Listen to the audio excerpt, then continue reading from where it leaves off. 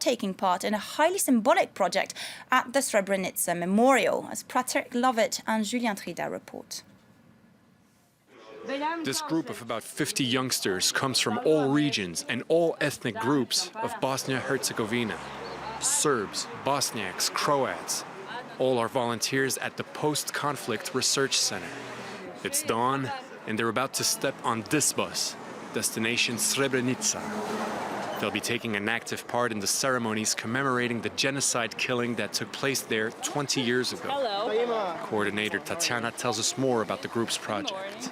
Today they're going to participate in a big volunteer action in which we're going to lay 100,000 ceramic bones to commemorate lives of victims of both Srebrenica genocide and the Bosnian conflict in general. This project carries an important symbolic weight, especially in a region where history, whether recent or ancient, still remains a source of tension and division. July 11, 1995, and over the next few days, more than 8,000 Muslim Bosniaks, men and teenage boys, are massacred by Serbian troops led by General Ratko Mladic. Powerless, UN peacekeeping forces can do nothing to stop the bloodshed. 20 years ago, 30,000 people lived in Srebrenica, a number that has now shrunk to 7,000. At that time, Muslim residents of the city used this very same road, seeking refuge from the war. This isn't the first time 21-year-old Leila makes the trip to Srebrenica. She once went there on a school trip. She recalls, one of her classmates had lost nearly all male members of her family. And we came to the commemoration, and then she basically told us her story that her father, her uncle, her older brother were never found.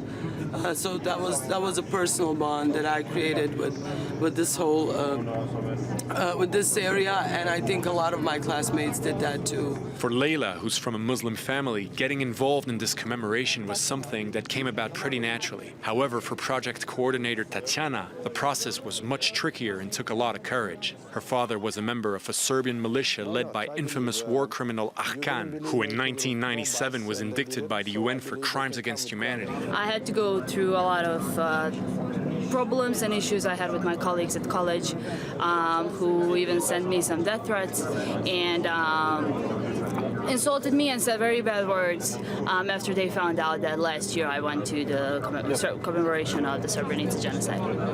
The bus has now arrived in the outskirts of Srebrenica.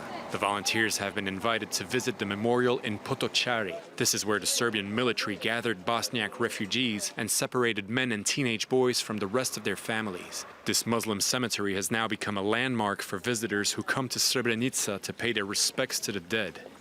A few hundred meters from there is where our group of young volunteers now have to set up their installation. 100,000 fake bones, regardless of ethnic groups. That's one bone for each person killed during the Bosnian War. Such projects are meant to help build a sense of unity among citizens of Bosnia-Herzegovina, but politics and the scars of history continue to linger above Srebrenica. Just a few days ago, the city's mayor threatened to cancel the ceremonies. This was a way for him to protest against the recent arrest of Nasser Oric. Accused of war crimes, he's considered by many Muslims here as a war hero. There's also the draft text put forward by the United Kingdom, asking the UN Security Council to acknowledge that the events in Srebrenica were indeed genocide. Russia, the traditional ally of Slavic Serbia, immediately vetoed this resolution. But all this isn't enough to tamper Velma's enthusiasm. She's the president of the Post-Conflict Research Center, and in her eyes, what's taking place here is a good omen for Bosnia's future. I'm proud of the youth of Bosnia. I'm proud of young people. I think that they are carrying the future and the proof that they came here no matter who they are. Serbs, Croats, French, Germans, Australians, Bosnians, 20 countries on the one place are giving me hope that Bosnia will find the path toward EU and everything what the future is. 20,000 visitors are expected to attend tomorrow's ceremonies in Srebrenica. Among the heads of state taking part in the event is Serbia's Prime Minister Aleksandar Vučić. It's a strong signal in a city still traumatized by the killing of 8,372 persons.